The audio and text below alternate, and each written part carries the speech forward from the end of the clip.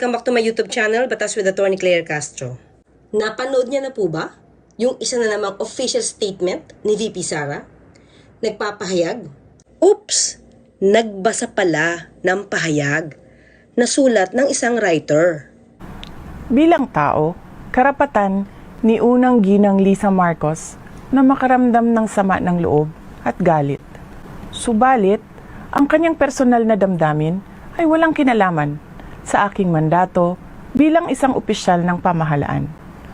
Upang makausad tayo, iiwan na natin sa isang pribadong pag-uusap sa pagitan lamang namin ni Pangulong Bongbong Marcos Jr. ang mga susunod na hakbang. Mga kaigsuunan, nag-atubang ang ato ang nasod ug dagkong mga problema nga kinahanglang solusyonan sa gobyerno. Dapat ay nakatutok tayo sa pagtugon sa mga suliraning hinaharap ng ating bansa. Patuloy ang pagtaas ng presyo ng pagkain at iba pang mga bilihin. At ito ay mas nagpapahirap pa sa dinaranas na gutom o kawalan ng sapat na pagkain ng mahihirap nating kababayan. Nagbabadya rin ang kakulangan ng supply ng tubig at kuryente habang talamak na naman ang ipinagbabawal na droga. Samantala, hindi pa rin natatapos ang banta ng kriminalidad, terorismo at insurhensiya sa ating bansa. Kini ang mga butang na angay natong hatagan ug pagtagad. Unahin natin ang Pilipinas. Syukran. Isang klase ng pagpapahayag kung saan wala ni isa mang makakapagtanong sa kanya tungkol sa mga maiinit na issue. Lumalabas na ang isang Senator Robin Padilla ay daig pa ba si VP Sara sa tapang sa pagharap sa media sa isang press con na kung saan ay sasagutin niya ang lahat ng tanong na ibinabato sa kanya ng media. Kapag naging presidente kaya itong si VP Sara, puro pa official statement lang din ba? O may kukunin siyang spokesperson para hindi na siya matanong ng diretsyo sa mga issues? Tama naman siya na ang personal na damdamin ni First Lady Lisa Marcos ay walang kinalaman sa kanyang mandato bilang VP at DepEd Secretary. Pero di ba may obligasyon naman siyang kumilos bilang alter ego ng ating Pangulo? May obligasyon din naman siya na ipahinto ang pambabastos sa Pangulo, lalo pat pamilya niya at mga kaalyado nila ang nambabastos sa asawa ng unang ginang. Una, hindi natin narinig na sinabi ni First Lady Lisa Marcos na mandato ni VP Sara na iresolba ang kanyang inis dito. Dahil madidinig natin na ang hinanakit ni First Lady Lisa Marcos ay patungkol sa pambabastos sa kanyang asawa, ni dating Pangulong Duterte at ng pamilya niya at ng ibang kaalyado. Hindi nga niya sinabi na may hinanakit siya patungkol sa pagbabanggit sa kanyang pangalan ni dating Pangulong Duterte sa unang prayer rally nito sa Davao. Ang isang nabanggit niya na nasasaktan siya ay nung banggitin ni dating Pangulong Duterte yung pangalan ng kanyang anak, lalong-lalo na si Sandro, na sinabi pa na nagnanais na maging Prime Minister. So she went there at 3, and then she went to Davao. Davao. And then when she went to Davao, Duterte said, oh, bangag, bangag, di ba? Imagine a former president calling, bangag. I mean, wow, you had 6 years, why would you call, bangag, di ba? So, and then the camera panned on her, tumatawa. So, syempre nakita ko, sabi ko, wow, man, I mean, masakit yan. And then when, said Duterte, si Sandro, yan, gusto maging Prime Minister, perpetuate themselves in power. May karapatan naman siguro magsabi ng kanyang damdamin si First Lady Lisa Marcos. Pero hindi naman natin nadinig na sinabi niya na dapat siyang igalang ni VP Sara. Pero sabi nga natin, obligasyon niya namang igalang ang Pangulo kumilos bilang isang alter ego nito. Pero sa dinami-dami ng mga sinabi ng iyong pamilya at sa paghihikayat na mag-resign ito si PBBM, bilang VP at Secretary ng DepEd, hindi ba obligasyon mong ipahinto ito bilang isang alter ego nga ng Pangulo? Kahit hindi mo nasabihin bilang alter ego, bilang tao na lamang. Pero nananatili kang no comment pagdating dito. Bakit kaya si PBBM ang kakausapin mo kung yung asawa naman ang may sama ng loob? Ito ba ay isang senyales ng pagbabaliwala kay First Lady nitong si VP Sara? Bakit puro mandato ng opisina ang ini-issue rito? Hindi ba pwedeng obligasyon o tamang attitude na lang muna bilang tao ang pairalin? Nawawala kasi yung pagiging tao. Puro na lang mandato. Paano kaya maipapaliwanag sa mga estudyante, sa mga bata, na yung sekretary ng DepEd ay ganito ang paniniwala? Hindi kinakailangang makipag-usap sa taong may sama ng loob dahil hindi niya pala ito mandato. Sabi nga natin, tama naman na ang personal na inis or galit ni First Lady sa kanya ay hindi naman parte ng kanyang mandato. Pero bilang tao na lang, binabastos ang Pangulo mo, ano ang gagawin mo? Ang daming binanggit na issue ni VP Sara patungkol sa problema sa bansa natin. Tama yan. Talagang dapat natin itong masolusyonan. Marami pa rin talaga ang naghihirap na mga kababayan natin. Kahit nung panahon ni dating Pangulong Duterte, marami pa rin ang nagugutom.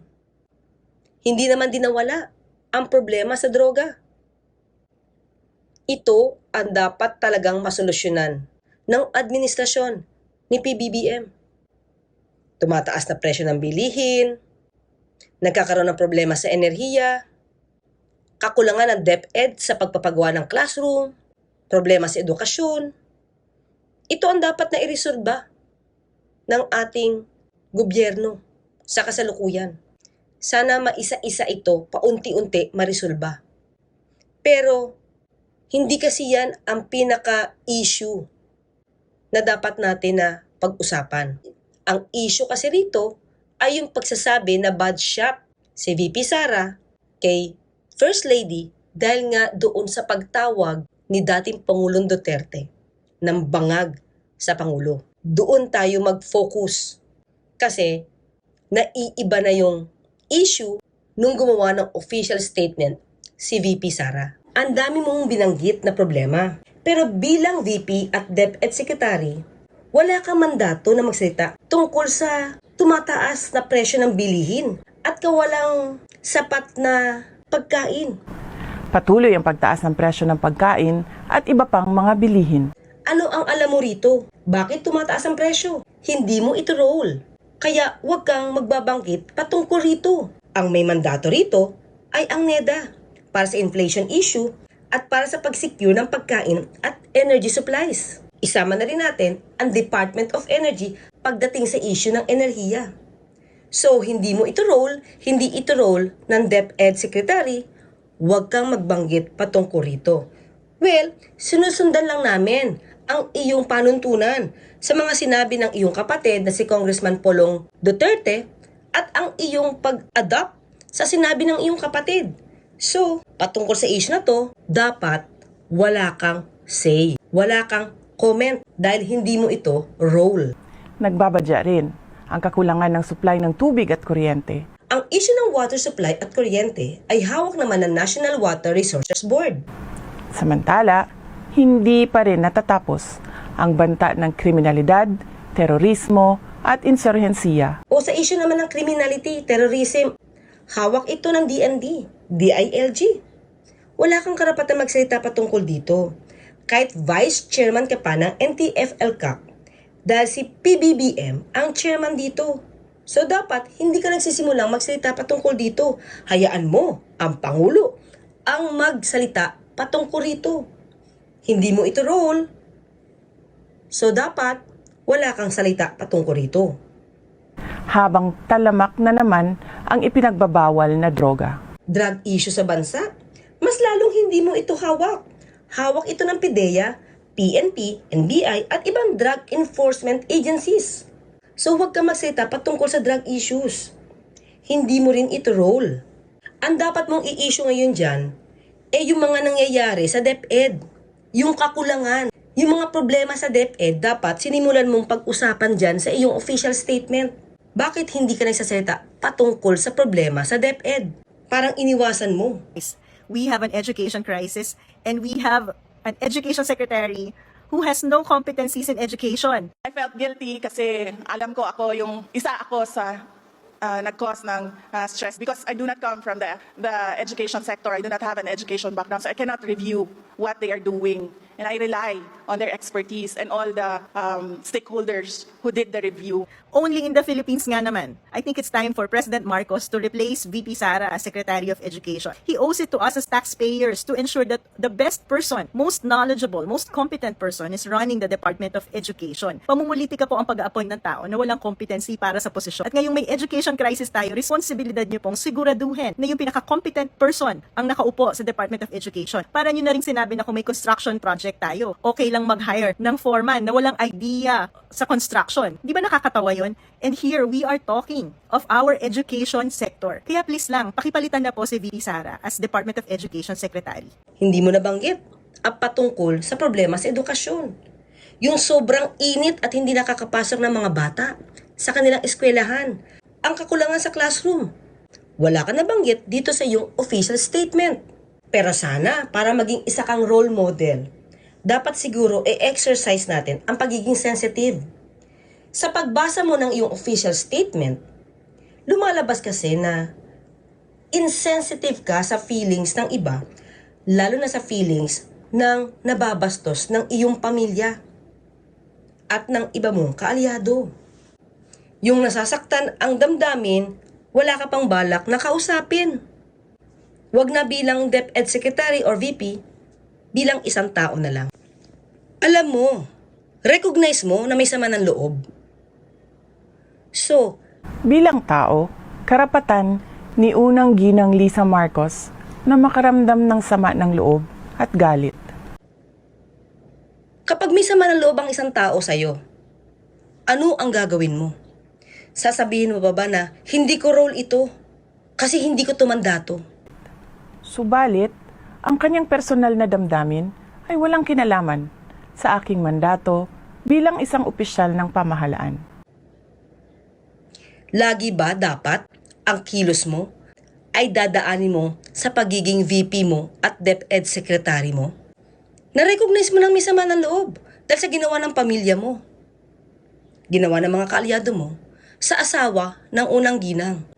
Tapos lumalabas sa binasa mong official statement, wala ka pa rin gagawin dahil hindi mo ito mandato, hindi mo ito role.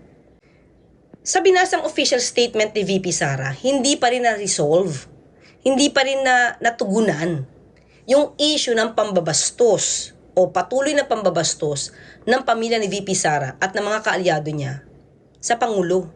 Kasi yun yung pinaka-main issue. Kaya nasaktan si First Lady dahil sa pagtawag ng bangag sa Pangulo. Na-resolve ba yung issue na yon sa official statement na ito ni VP Sara? Hindi. Dinownplay lang ng PR managers ni VP Sara yung issue. Kumbaga, nilihis yung issue para hindi na pag-usapan kung sumamama ng loob ni First Lady sa ginawa ng pamilya niya at ng mga kaalyado. As in, binaliwala lang yung issue. So, walang naresolba. Tapos, lumalabas sa binasa mong official statement, wala ka pa rin gagawin dahil hindi mo ito mandato, hindi mo ito role. Nasaan na yung pagiging tao mo? Meron pa bang natitira sa damdamin mo ng pagiging makatao? O puro na lang kung ano ang isinasaad ng batas tungkol sa mandato mo? O ginawa mo lang yung official statement na iyan dahil dikta yan ng PR handler mo? Pag-isipan natin ito.